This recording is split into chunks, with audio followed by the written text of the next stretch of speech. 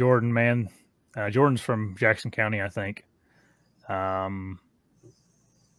He says, Josh, do you see the lack of rubs as I do? Yes. In hill country, I tell people all the time, man, a lot of times you just got to trust the terrain, trust what you're seeing, because it's not, there's not as much edge in places like that where deer like to just make a whole bunch of rubs and lay a bunch of sign down. But I don't know. What are your thoughts, Dan? Do you see less? I assume Jordan's maybe talking about hill country. Another thing down here, Jordan, is we don't have as many bucks. We have a lot of good bucks, but there's not 40 bucks running around on a trail camera like Dan does. So there's not quite as much competition. Therefore, around here, they don't lay as much sign down. But I saw a ton of sign when I was down there, but then again, I was hunting like Peak Rod. Yeah, right. Were you even in the hills? Oh yeah. Specifically rubs?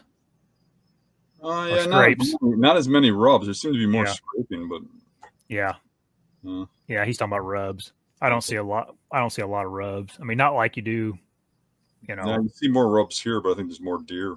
Yeah, exactly. And it's going to sound stupid, but it's really not.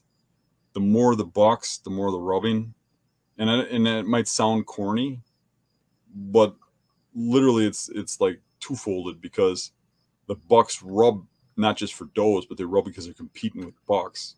Yeah, so they rub more when there's more bucks around. So if you have like one big buck, he's not going to hardly rub at all. If you got two, where they cross lines, they'll compete and rub. So they rub more than just two bucks would normally rub. And every time you add deer, they're rubbing more than they'd usually rub, in my opinion. Like at Dave's farm, when we first started hunting there were more big bucks than there are now. And then when CWD came in and they started giving people tags like crazy, and people just started wiping out the population. They were killing tons and tons of deer, and they knocked the population way down. Well, when the population was higher with big bucks, the main bedding areas had rub lines going into them like you wouldn't believe. Huge rubs and stuff. And now there's still big bucks there. And when you see a big buck, it still comes out of the same big buck bedding areas. But there certainly ain't the rubs like there used to be, because it's usually one big buck bedding in there and he's got no competition.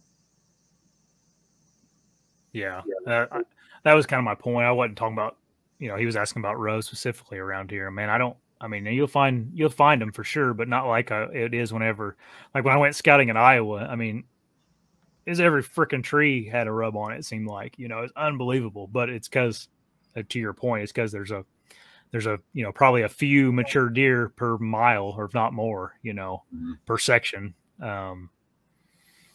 a matter of fact, out by me, I mean, I'll see the really rubbed up bedding areas are usually 2-year-olds. The mature bucks usually stand alone, and if they hang in an area quite a bit, there won't be a lot of rubs.